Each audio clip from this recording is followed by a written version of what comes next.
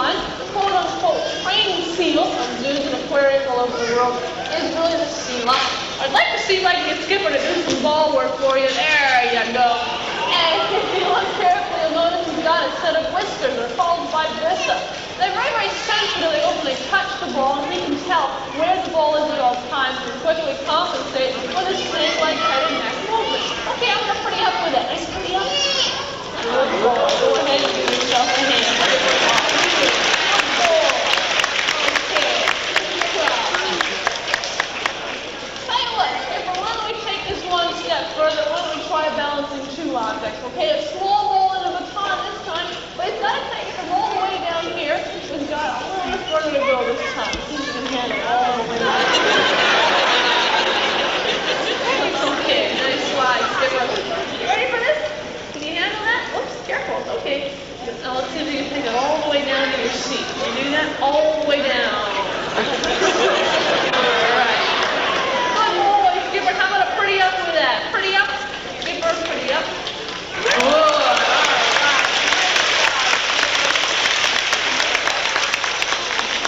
I have an external here, but a seal has a pinhole form here like that of a whale or a dolphin, so it makes the seal a little bit more streamlined, right?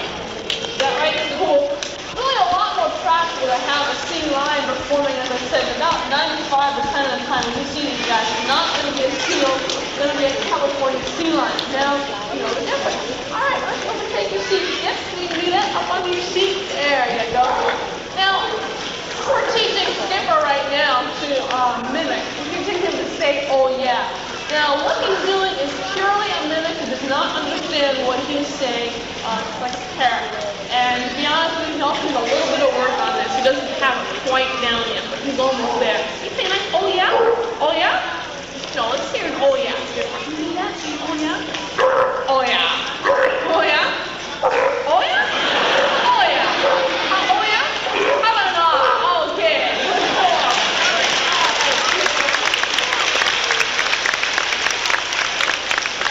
And I'll introduce you now to Sassy.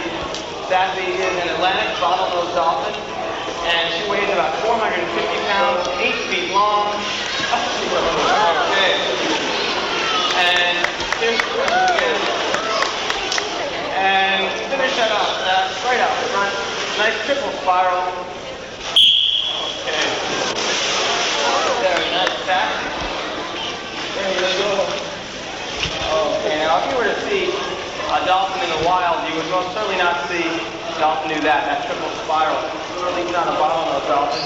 You'd most likely see a dolphin in the wild do this. This is what we call a breach, and this is a natural behavior. And upside down belly flop. Very nice. How about one more time? Get up there. And here she goes one more time. How we feel this behavior is associated with communication. Thank you. Because it does make quite a loud sound when she hits the water, and it can possibly serve as communication because that sound can travel for a few miles underwater, and it can serve as a warning to other dolphins of danger in the area. Maybe it can announce a food source, and possibly even just for play. And I'm not really sure exactly what that means. You hopefully have heard a little bit about dolphin language, possibly something like a language. Well, we certainly don't think they have a language at this point, or anything quite that complicated, but they may communicate using their squeals and whistles, and we'll ask Sassy to make a few of these sounds for you now.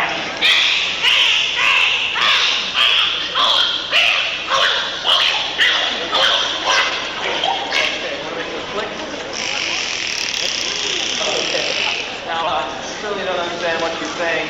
I'm not sure if other dolphins do, but we are studying those sounds to see if she's making any sense to those. Now we'll ask her up on stage with us so we get a good look at her body. And how about it, Sassy? Want to come up here? She'll be up in just a second, hopefully. There she comes. Okay, Sassy. And as you can see, she is quite a beautiful, streamlined animal, very well adapted for her life in the water. And point out a couple of her adaptations now while she's up here. Up on top of her back there is her dorsal fin. That's a stabilizer for her, looks like a keel on a sailboat. Up front. Oh, let's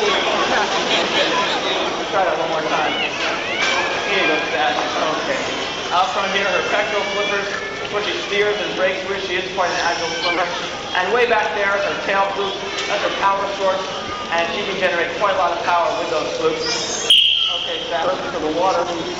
She can adjust her eyes to see this turtle as she clears the surface and hopefully go over it. And just as a surprise, we handed her this ball and she did a bow in front of us, and she took the ball like that.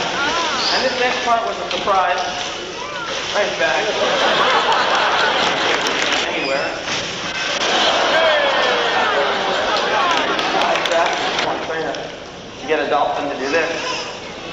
Also, it's kind of fun for them because every now and then they can pull someone in the pool with them. Take this right.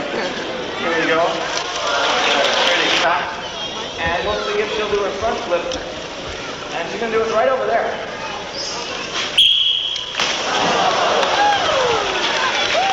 Not bad.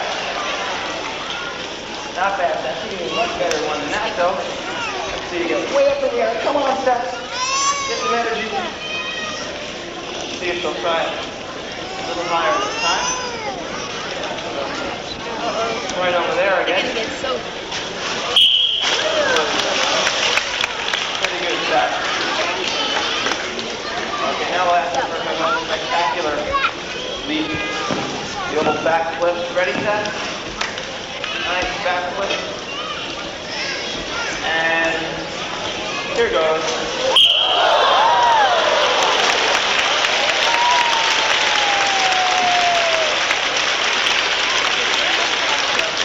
He's the highest jumping dolphin at about 20 feet above the surface of the water. And she'll take a little break right now to collect her thoughts, I guess, before she tries it.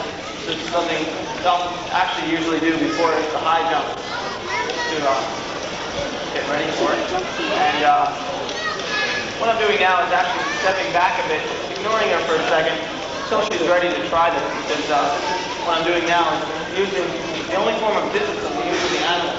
Basically ignoring them. They get all the fish they require each day, whether or not they perform out here. And so just ignoring them for a second is the only way we use back. Are you going to return that? That's what it's all about. I didn't even see that in there. Thank you, Pat. That was very nice. Okay, what Sassy just did is actually one of the most important things we train the animals to do. Retrieval. Because if they were to find any small objects in the pool, I know. You all set? You ready for your high jump now? Yeah. Let's go. Here comes Sassy. You want to take the signal, Sassy, touching my hand? Okay, Sassy, no, that was not a signal. I guess. Let's try that again. If you can't touch my hand, you won't touch the ball. Okay. She's ready now. And we'll put this up at her mark, which is about 20 feet.